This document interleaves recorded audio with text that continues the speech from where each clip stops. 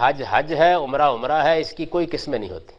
گزشتہ نشست میں ایک بات گزر چکی کہ قرآن، نبی اکرم صلی اللہ علیہ وسلم کے ارشادات، حضرات صحابہ اکرام رضوان اللہ تعالی علیہم اجمعین کے ارشادات و معمولات کی روشنی میں حج کی اقسام اور ان کے ناموں کا ذکر ہو چکا۔ آج کی نشست میں ہم اس بات پر غور کرتے ہیں کہ قرآن کریم کی تفاسیر میں حضرات مفسرین نے کیا حج کی اقسام اور ان کے ناموں کا ذکر کیا ہے یا نہیں۔ اس سلسلے میں 9 تفاسیر جو ان 14 صدیوں کی اہم تفاسیر ہیں ان کا ذکر ہم آپ کی خدمت میں پیش کرتے ہیں۔ امام زمخشری کی تفسیر کشاف میں تمتع کا ذکر ہے، قران کا ذکر ہے، اور اس کا جو اسم فاعل ہے متمتع، تمتع کرنے والا، اور قارن، قران کرنے والا، اس کا ذکر موجود ہے۔ امام قرطبی رحمۃ اللہ علیہ نے الجامع لاحکام القرآن میں قران، تمتع اور حج ان تینوں اقسام کا ذکر فرمایا ہے اور لکھا ہے ان التمتع جائز، تمتع جائز ہے، وان الافراد جائز، اور حج افراد اکیلا حج کرنا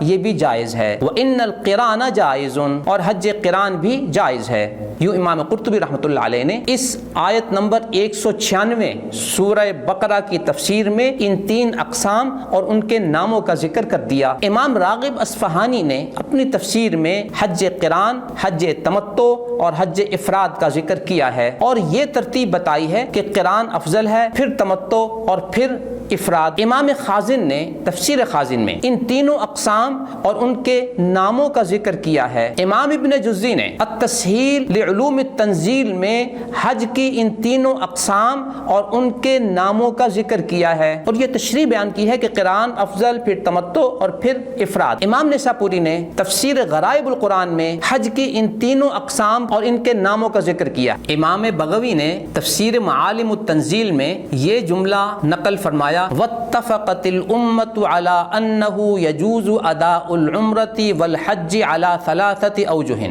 الافراد والتمتع والقران۔ پوری امت کا اس بات پر اتفاق ہے کہ حج اور عمرے کی ادائیگی کے 3 طریقے ہیں۔ اکیلا حج کرنا، حج و عمرہ ایک سفر میں علیحدہ نیت کے ساتھ تمتع کی شکل میں کرنا، اور قران، حج و عمرہ ایک ہی سفر میں ایک ہی نیت کے ساتھ کرنا۔ تو گویا حج کی ان 3 اقسام اور ان کے 3 ناموں پر امت کا اجماع اور اتفاق ہے۔ اور تفسیر مظہری میں امام مظہری نے حج کی ان تینوں اقسام اور ان کے ناموں کا ذکر کیا ہے۔ تفسیر اضواء البیان میں شیخ شنقیطی رحمۃ اللہ علیہ نے بھی حج کی ان تینوں اقسام اور ان کے ناموں کا ذکر کیا ہے، قران، تمتع اور افراد۔ ان 9 تفاسیر کا تذکرہ جو اس 1400 سال کی اہم اور نمائندہ تفاسیر ہیں، ان کے ذکر کے بعد اب آپ خود غور فرمائیے کہ جب مفسرین نے اسلامی تعلیمات کی روشنی میں، نبوی تعلیمات کی روشنی میں حج کی ان تینوں اقسام اور ان کے ناموں کا ذکر کر دیا اور امت نے یہ سلسلہ آج تک منقول ہوتا چلا آ رہا ہے اور کسی نے اس کا انکار نہیں کیا، آج 14ویں اور 15ویں صدی میں حج کی ان اقسام کو غلطی ہائے مضامین قرار دینا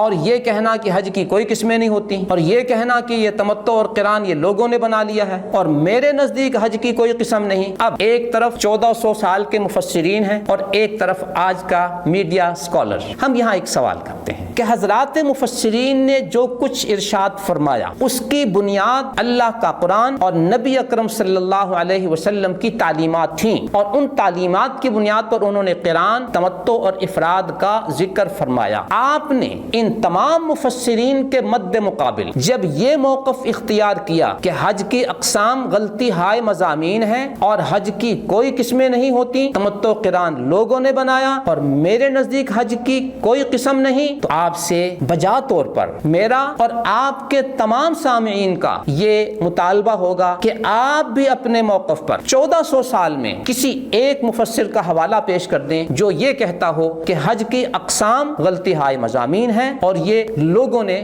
بنائی ہیں۔ امید ہے کہ اس علمی تشنگی کی تکمیل کی جائے گی اور اگر نہ کی جا سکے تو پھر سامعین پر اصل صورتحال واضح ہو جائے گی کہ ایک طرف امت اسلامیہ کے 1400 سال کے مفسرین کا موقف ہے اور ان کے بالمقابل ایک دوسرا موقف آج کے میڈیا اسکالر کا ہے۔ اب آپ نے کس کے موقف کو اختیار کرنا ہے یہ آپ کی ثواب دید ہے، پسند اپنی اپنی، انتخاب اپنا اپنا۔ اللہ تعالی ہمیں 1400 سو سالہ مفسرین اور ان کے موقف کے ساتھ جوڑے رکھے، اور آخرت میں بھی ہمارا حشر انہی عظیم ہستیوں کے ساتھ ہو اور انہی کے موقف پر عمل کرتے ہوئے ہم اس دنیا سے جائیں، آمین ثم آمین۔ نظروا للطيبة ونور طه يسطعون